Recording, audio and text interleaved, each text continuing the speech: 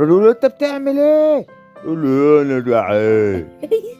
بسم الاب والابن والروح القدس اله واحد امين. مجد للاب والابن والروح القدس الان وكل اوان والى دهر الداهرين امين. النهارده هنحكي حكاية راجل كان وحش جدا. كان بيعمل كل حاجة غلط. كان مثلا يلاقي واحد جايب سندوتش وفرحان بيه والسندوتش بتاعي ومبسوط بقى، مبسوط السندوتش، يقوم واخد السندوتش منه وياكله.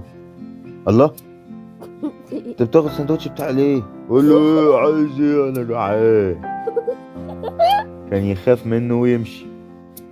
يلاقي واحد معاه معزة عمالة تقول يقوم واخد المعزة ويذبحها وياكلها. قالوا له انت بتعمل ايه؟ قال له انا جعان. كان الراجل يخاف منه ويمشي. شوية شوية بقى في ناس تانية بتمشي وراه وبيسمعوا كلامه، وشوية شوية الناس دي ابتدت تكتر تكتر تكتر، وبقوا عاملين عصابة، وبقى هو زعيم العصابة. كان الراجل ده اسمه موسى، وكان موسى زعيم عصابة خطير جدا. كانت كل الناس بتخاف منه لأنه بيعمل كل حاجة غلط، بيسرق وياخد كل حاجة مش بتاعته ويعمل كل حاجة غلط فغلط فغلط. وكان بيقعد في حتت في الصحراء عشان أي حد معدي يقوم واخد منه الحاجة اللي معاه. وبعدين موسى ده ما كانش يعرف ربنا خالص خالص، بس كان بيقعد يفكر يا ترى ربنا فين؟ يا ترى فين ربنا؟ يا ترى ربنا ده، هو كان بيقول كده يعني، يا ترى ربنا ده هو ده الشمس الحامية قوي اللي فوق دي؟ فعلا، ما هي الشمس قوية، يبقى أكيد ربنا هو الشمس. وبعدين يرجع يقول لنفسه الله، طب ما هو بالليل مش بيبقى فيه شمس، يعني ربنا مش موجود بالليل. أكيد ربنا هو القمر، ما هو القمر موجود بالليل. ايه ده اللي انا بقوله ده؟ طب ما هو القمر مش موجود الصبح، ما تركز معايا. طب بص، اكيد ربنا هو النار، علشان النار قوية جدا وحامية وممكن تلسع اي حد. ايه اللي انا التخريف اللي بقوله ده؟ طب ما هي النار ممكن نطفيها. وبعدين بقى في الفزورة اللي مش هنعرف نحلها دي، يا ترى فين ربنا؟ ربنا فين؟ ربنا فين؟ كانش عارف وقعد يفكر يفكر يفكر. وفي مرة من المرات اتنرفز وقعد يقول بصوت عالي يا رب انت فين؟ انا نفسي اعرفك، انا مش عارفك يا رب انت فين. سمعوا واحد كان واقف، سمع ايه موسى وهو بيتكلم. قال له لو عايز تعرف ربنا هتمشي شوية كده بعيد هتلاقي دير. قال له ايه؟ قال له دير ده بيسكن فيه الرهبان. قال له ايه الكلام الغريب اللي انت بتقوله ده؟ ايه دير ورهبان؟ يعني ايه الكلام ده؟ قال له روح هناك وهم هيعرفوك ربنا وهيعرفوك كل حاجة. موسى كان مستغرب وكان حاسس ان الراجل ده بيضحك عليه. قال بس لازم اعرف ربنا ده مين وفين، طالما الناس دي عارفة انا ايه اروح عشان اعرف. وفعلا فضل موسى ماشي ماشي ماشي ماشي ماشي ماشي ماشي ماشي ماشي ماشي ماشي ماشي ماشي لحد لما وصل فين؟ عند الدير. لقى جرس صغير كده راح قاعد يرن تررن تررن تررن تررن تررن تررن. رد عليه ايه واحد من الرهبان، قال له مين؟ قال له انا موسى. قال له خبر، انت عايز ايه يا موسى؟ قال له مش عارف. قال له ايه؟ قال له اصل بصراحة في واحد قال لي ان انتوا تعرفوا ربنا وانا عايز اعرف ربنا، ففين بقى ربنا ده؟ انا عايز اعرف. قال له طب استنى ده انت باين حكايتك حكاية. راح منادي على واحد اسمه الأنبا إيسي زوروس. اسمه الأنبا ايه؟ إيسي إيسي زوروس. اسمه ايه؟ إيسي زوروس. اسمه ايه؟ إيسي زوروس. الأنبا إيسي زوروس راح جه وطلع له، قال له انت عايز ايه يا ابني؟ قال له انا عايز اعرف فين ربنا، وعايز اعرف ربنا ده يعني يبقى مين وموجود فين. قال له طب تعالى. وراح دخله ايه؟ الدير. وهو داخل الدير قال له انت شايل معاك ايه؟ قال له لا مفيش، دي شوية حاجات كده يعني سيف كبير وسيف صغير وسيف وسطاني وسكينتين ويعني خنجر وسيف كده لو ما لقيتش حاجة شيلها، ويعني شوية حاجات كده يعني. قال له لا ما ينفعش الكلام ده كله، انت تسيب كل الحاجات دي بره كده على جنب مش محتاجينها. قال له ايه؟ امشي من غير سيف؟ قال له اه. قال له بس انا عمري ما عملت كده، بس ماشي عشان اعرف ربنا ماشي هعمل كده. وراح سايب كل الحاجات اللي معاه دي وراح ايه دخل مع الأنبا إيسيزوروس جوه الكنيسة اللي في الدير. وابتدى الأنبا إيسيزوروس يحكي له عن بابا يسوع، ويحكي له ان ازاي ربنا خلق آدم وحواء، وازاي ان آدم لما غلط وأكل من شجرة معرفة الخير والشر هو وحواء، ازاي ان بابا يسوع جه على الأرض واتصلب وفدانا ومات عننا على الصليب. قعد يحكي له وموسى مبلم. ايه ده؟ ايه الكلام اللي الراجل ده بيقوله ده؟ كلام جميل قوي، انا عمري ما سمعت كلام حلو كده. الله. قعد موسى يسمع وبعدها قال له ممكن ابقى معاكوا هنا في الدير؟ ممكن اعيش معاكوا هنا في الدير؟ راح الأنبا إيسيزوروس قال له طبعا ممكن يا موسى، بس لازم نتفق على حاجة. قال له نتفق على ايه؟ قال له لازم نسيب كل السيوف والحاجات اللي معاك دي كلها، مش هينفع نقعد بيها في الدير. قال له ماشي انا موافق. قال له كمان لازم نتعلم ان احنا ما ناخدش حاجة مش بتاعتنا وما نعملش اي حاجة غلط. قال له حاضر انا اتعلم اعمل كده. قال له لازم كمان نتعلم ان احنا نبقى بنتعامل مع الناس بالراحة ونتكلم معاهم من غير ما نزعق فيهم ولا نقعد نعمل اي حاجة تضايقهم. قال له حاضر.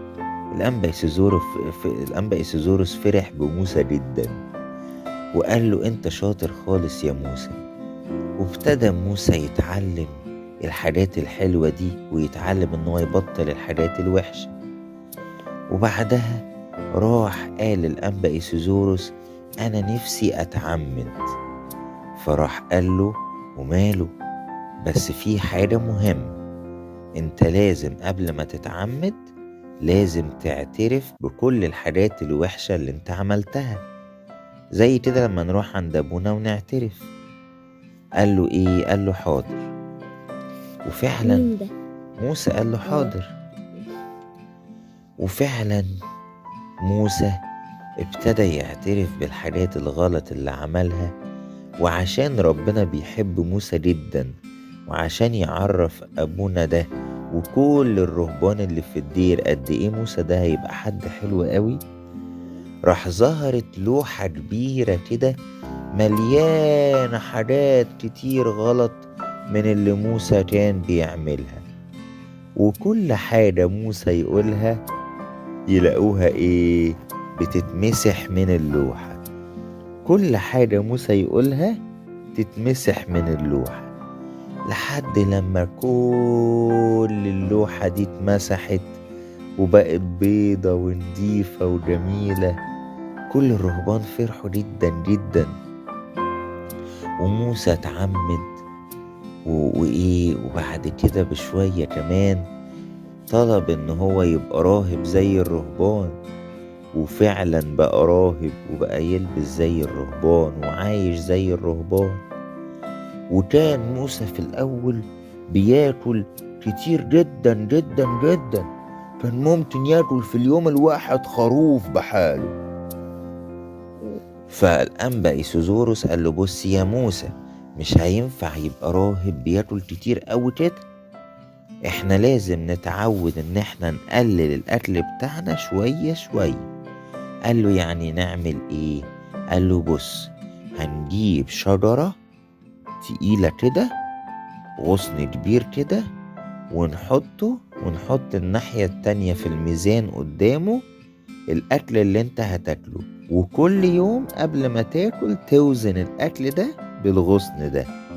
الغصن أول لما اتقطع من الشجرة كان مليان كده سوائل ومية، وكان تقيل. مع الوقت ابتدى الغصن ينشف ينشف ينشف، وزنه يقل وزنه يقل. وموسى كمان ابتدى ان هو كل يوم ياكل اكل اقل لحد لما موسى بقى بياكل زي باقي الرهبان، لدرجة ان هو كمان بقى بياكل اقل من الرهبان، بقى بيصوم كتير خالص. وابتدى موسى ده يعمل كل حاجة اتعلمها صح، وابتدى ان هو يساعد الرهبان كلهم. يلاقي حد تعبان مش قادر يروح يجيب حاجة، يروح هو يجيبها له. وكان زمان المية بعيدة جدا جدا عن الدير، فكان يروح هو يجيب المية في قلة كده كبيرة خالص، يشيلها على كتفه ويجي بيها لحد الدير، يقعد يملى المية لكل واحد من الرهبان. وفضل يعمل كده حاجات كتير حلوة، لدرجة ان من كتر ما الشيطان اتضايق منه عشان هو عمال بيعمل حاجات حلوة، قعد يضايق فيه ويقعد يخوفه ويجيب له افكار تضايقه وتزعله. فراح موسى جري بسرعة لمين؟ للأنبا إيسيزوروس، وقال له أنا مش عارف أعمل إيه. قال له تعالى يا موسى معايا. وراح فعلا موسى مع الأنبا إيسيزوروس، قال له بص كده قدامك شايف إيه؟ راح ربنا خلاه يشوف منظر جميل قوي. شاف ملايكة كتير جدا واقفين، وكلهم ماسكين سيف شكله كده جميل ومنور وبيلمع. والناحية التانية شاف الشياطين الوحشين اللي عمالين يضايقوه، شكلهم كده صغير وشكلهم وحش كده وعددهم قليل خالص. قال له شفت بقى انت معاك ملايكة وقديسين قد ايه بيساعدوك، والناحية التانية الشيطان ضعيف خالص. فانت ما تخافش، انت بابا يسوع معاك اقوى من اي حاجة، وبيبعت لك الملايكة والقديسين الحلوين اللي بيساعدوك دايما.